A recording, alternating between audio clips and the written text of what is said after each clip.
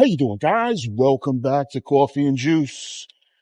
So I recently got a comment. I didn't think I would be pegged to speak about this, but I will because somebody asked. So it basically revolves around one of the most interesting incidents this country has ever seen.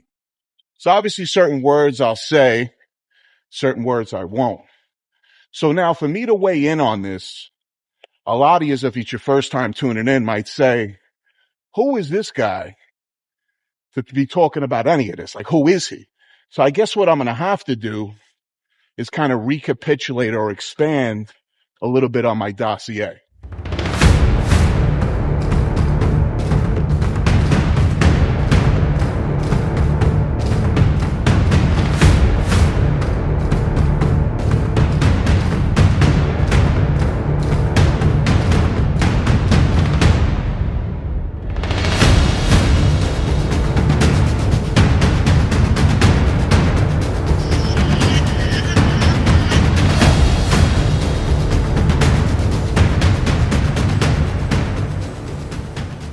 So, like I said, if it's your first time tuning in, I'm a retired 20-year law enforcement official for a Tier 1 agency. And when I say Tier 1 agency, that means there was 20,000 plus on the department. Also, I'm trained in the federal templates that is very pertinent to this conversation under the Department of Homeland Security. And when it comes to executive protection work, because that's going to be the crux of the conversation, is I've done the work privately. So now, a lot of guys that work at the Fed level never get a chance to really throw on the suit and work in real time. So now when it comes to the Secret Service, obviously they get a ton of training. When it comes to the Department of Homeland Security, they train everyone but the Secret Service. The Secret Service has its own school and its own driving school. So I'm trained in executive protection. I'm trained in the physical security. I'm an active shooter instructor and vehicle counter ambush. So all those things basically weigh in on EP work. So now, what happened on that day? Okay, so let's look at it like this first. Any information that you get, and I always wait a couple of days. Obviously, I wasn't going to speak about this, but if you sub the channel and you have something good, this is my job. So all we have is speculation at this point, but I'm going to go on what should be in place.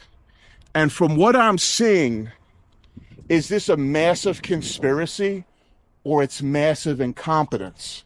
So what I'll do is I'll break down what I know from. So now let's look at it intelligently. Who's the principal? The principal is Donald Trump.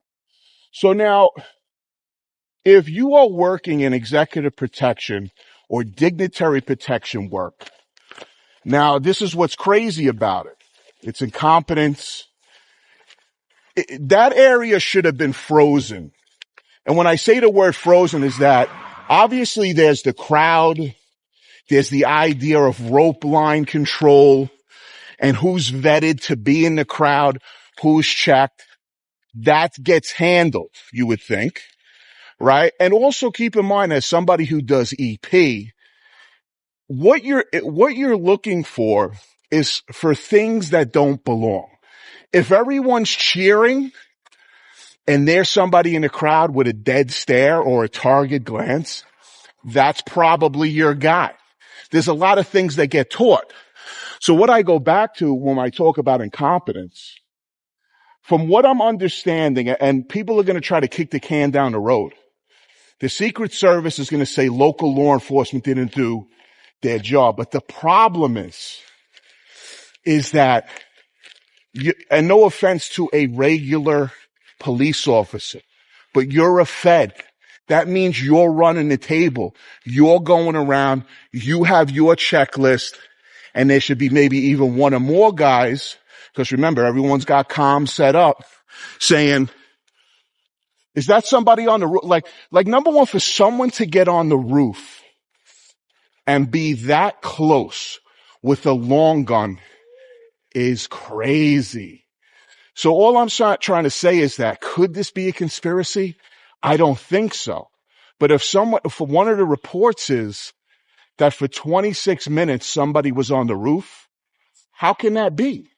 I mean, I don't know anything about Pennsylvania. I don't know anything about state troopers or what they got going on. I was a guy groomed out of New York City.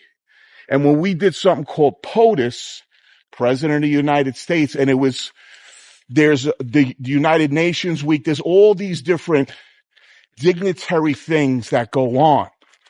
I'll give you a funny story before I'll digress. You can say whatever you want about New York and what they do. They had me and my partner in the Waldorf Astoria in the elevator room to make sure that no one can get in there and disrupt the elevator. So everything was accounted for on a checklist. So now for me to get back to this particular day, local law enforcement should have been tight, but it falls, the onus is on Secret Service. They're the boys when I tell you the training at the Fed level, and the only reason I was able to get it, because I was able to parlay some backdoor grants that cost 15 to 20,000 at a clip for the training. So what I'm saying is that I just can't see it being a massive conspiracy, because let's think of it like this. Let's say the shooter didn't die, right? He's basically going to break under questioning, meaning he's going to say, I was handed an envelope by this guy or that guy, et cetera, et cetera. So once again, the pieces for me are not there yet. And I don't know how, unless I'm not understanding the construct. How did people get shot in the crowd when the guy's at an elevated platform? I'm not 100% sure. And it brings me to my next point. You're the Secret Service. You're the FBI. You're an alphabet agency. There's something called counter assault teams, counter sniper teams. So from what I understand, one of those guys took the shot. But you don't have to be a law enforcement or military person right now to understand this. It's like a game when you're a kid. Which one of these things don't belong? There's a guy on the roof with a rifle. I have to go over comms and get confirmation to engage the subject. I can't see that being the rules of engagement. Please, somebody correct me if I'm wrong. Like, okay, your job. He's not one of us. He's not local PD. He's on the roof. Appears to be a rifle. Automatically, you need to react and neutralize. But from what I'm hearing, like I said, the full story, I don't know if I'm going to get it. And who knows if you'll ever get it. Because now there's an opportunity for misinformation. Nobody really knows, et cetera, et cetera. So let's also end with this. Part of this question is conspiracy versus lone wolf. Now, what I would put my money on right now, and a lot of people want to argue, and it's cool, but I'm just going through how I see it, right? The kid's a lone wolf. He looks like a gender bendy, if you know what that is. And he had an agenda. He wanted to take matters into his own hands. And somehow, some way, I believe with no help at all, he was able to get into this position, which is crazy, right? And he was able to do what he did.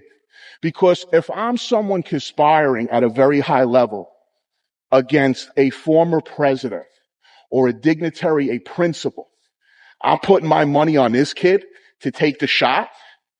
Because the thing is that once you attempt an assassination on someone's life and you fail, what happens now is that if security was laxed, they're going to have tenfold security around Trump indefinitely. So the thing is that, excuse the expression, you basically blew your load if this is the guy that you were putting up to taking the shot for you. And if the audio is real, it seemed like there was a couple of shots. I don't know if that was counterfire. I'm not 100% sure because, like I said, all the details aren't there.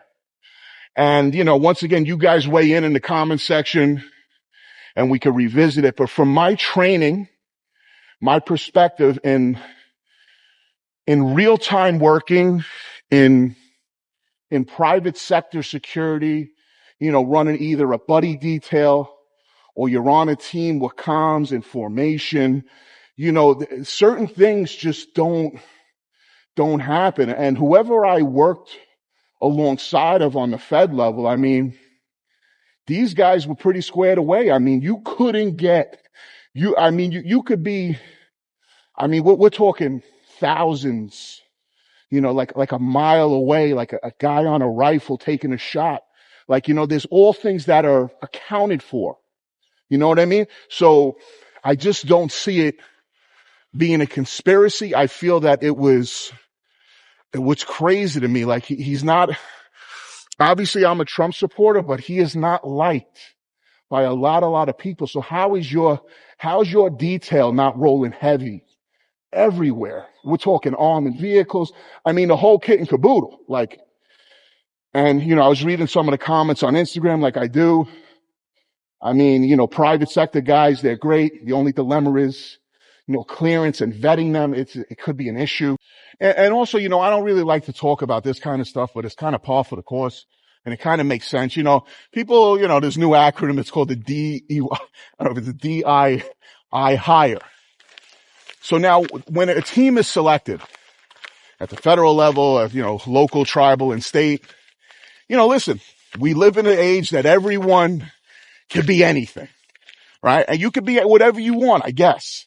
But my thing is that when it comes to security work, there's certain guys or girls that can wear the suit. They look good in the suit. But if I told you, I need you to shoot 45 caliber at a barn right now that's right in front of you, a lot of them would miss. So the question is, when you put the suit on, are you a shooter? And also, if you have to go physical techniques, could you fight your way out of a wet paper bag with a pair of scissors? Like, who are you? So now the problem is when you put a team together, right? And it's protection. It's not fighting really. It's basically cover, escape, other guys fend off, whatever the case is, right? So if somebody's 5'3", guarding somebody who's 6'6", who's covering the other half of the guy? The principal. So it's a little bit of a joke, like, no offense to my short kings out there, but when it comes to protection work, or like think of it as a bouncer, like a highly skilled bouncer, like you got to move people. You have to be able to pick a principal up by the belts and move him to the car so you can get out of the line of fire. So there's a skill set. It's not everyone can be in the club when it comes to protection. So once again, look, I had to talk about it because it's part of it. I know you see me laughing because it doesn't matter where you go, and I don't care what you do. I'm retired. It doesn't matter. It's over.